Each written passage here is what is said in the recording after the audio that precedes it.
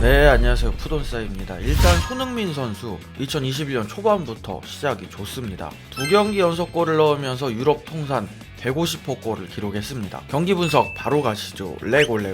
먼저 토트넘 라인업을 살펴보면 다음 경기는 8부 리그 팀과의 FA컵 경기이고 아무래도 단판제 준결승이다 보니까 베스트 라인업으로 나왔습니다. 토비 대신 산체스가 출전했고 오리에와 레길론이 선발로 나왔습니다. 그리고 오른쪽 측면에는 베르바인이 아닌 모우라가 선발 출전하였고 나머지는 베스트 라인업 그대로 나왔습니다. 브렌트포드는 항상 사용하던 4-3-3 전술을 들고 나왔습니다. 경기 시작 이후 스카이 스포츠에서 띄운 자료를 보면 양 팀의 선발 라인업 몸값 차이는 약 8배 정도, 그리고 브렌트포드는 역사상 첫 준결승 진출이라고 합니다. 전반 11분 토트넘의 선제골 장면, 왼쪽 측면에서 레길론이 다이어의 패스를 받아 얼리 크로스를 시도합니다. 크로스가 브렌트포드 센터백 피노크를 지나 쇄도하던 시소코가 헤더로 마무리. 이때 페널티 박스 안쪽 상황을 좀 보면 브렌트포드 수비진의 실수가 좀 있었습니다. 케인 쪽에는 2명이나 마크가 붙어있는 상황, 하지만 시소코 쪽에는 아무런 마크맨이 없었습니다. 일단 1차적으로 따라붙던 야넬트 선수가 마킹을 놓쳤고 앞에서 클리어링 실수를 한 피노크 선수는 시소코가 진입하는 걸 모르지 않았을까 싶습니다.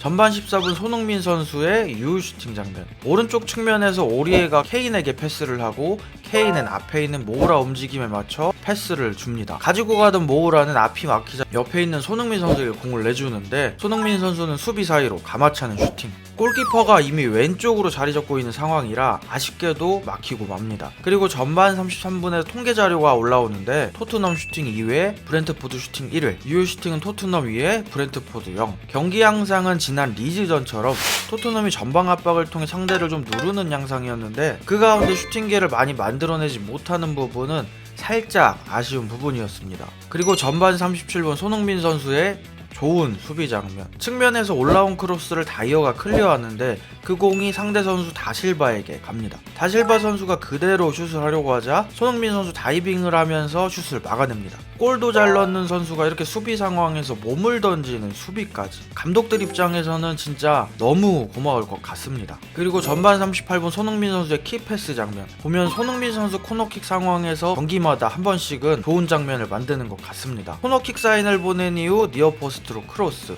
모우라가 잘라먹는 헤더를 하는데 뒤에 있는 수비 맞고 굴절된 이후 상대 골키퍼가 막아냅니다. 그렇게 전반전은 1대0으로 종료되고 후반 59분 손흥민 선수의 발리슛 장면, 오른쪽 측면에서 시소코가 크로스를 올립니다. 그 공이 뒤에 홀로 있던 손흥민 선수에게 가면서 손흥민 선수는 이걸 발리슛 시도를 하는데 아쉽게도 살짝 빗나갑니다. 발리슛하는 동작을 보면 의도적으로 지그시 공을 눌러차면서 정확하게 낮은 높이의 슈팅을 시도했는데 정말 아까웠습니다. 그리고 후반 62분 토트넘이 또다시 세트피스에서 실점을 합니다. 하지만 다행히도 VAR 결과 오프사이드로 판정이 되면서 토트넘 입장에서는 진짜 10년 감수했네요.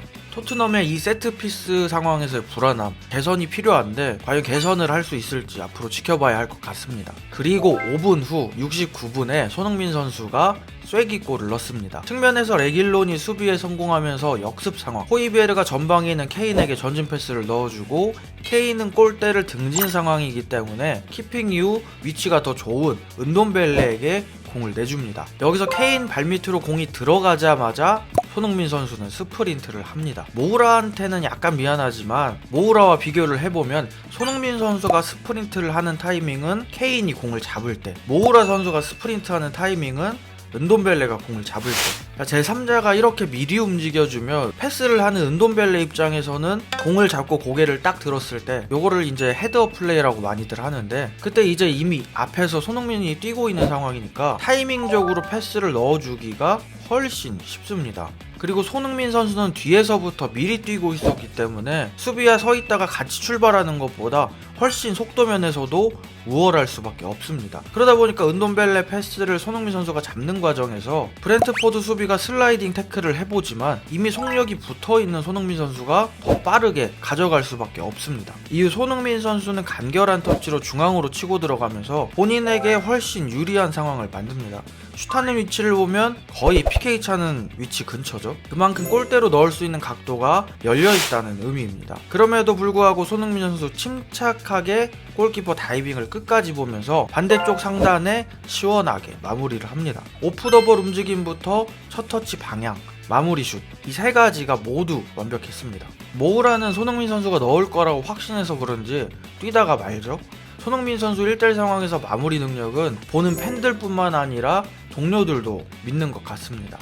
그리고 83분 브렌트포드 다실바가 퇴장을 당합니다. VAR을 통해서 확인한 결과 다실바가 굉장히 위험한 파울을 했고, 이를 확인한 주심은 다실바를 다이렉트 퇴장시킵니다. 여기서 또 한 번 놀란 게 호이베르의 이 마인드. 정강이 보호대를 했음에도 불구하고 호이베르는 피가 날 정도로 파울을 당했는데 이후 그냥 다시 경기에 뛰려고 합니다. 그러자 오죽하면 무리뉴가 말립니다. 무리뉴 스타일상 아마 속으로 엄청 좋아했을 것 같습니다. 그리고 후반 88분에 손흥민 선수는 비니시우스와 교체가 되었고, 다행히도 경기는 그대로 2대0으로 마무리되면서 토트넘이 카라바오컵 결승전에 진출했습니다. 결승전 상대는 맨체스터 더비에서 이기는 팀. 경기 이후 무리뉴 감독은 인터뷰를 통해서 손흥민은 특별한 선수라고 했습니다. 손흥민에게 우선순위는 팀이다. 그건 손흥민의 천성이다. 손흥민은 특별한 선수이기도 하지만 특별한 내 선수 중에 한 명이다. 드라마인가 뭐 거의? 또 한 번 극찬을 했습니다. 참고로 무리뉴 감독은 이 FA컵 결승전에서 단 한 번도 진 적이 없습니다. 토트넘 부임 당시 내가 맡았던 팀 중 토트넘만 우승컵이 없는 클럽이 될 수 없다 라고 했었는데, 과연 우승컵을 들어올릴 수 있을지. 토트넘의 다음 경기는 10일 새벽 2시 FA컵 경기, 상대는 8부 리그 팀입니다.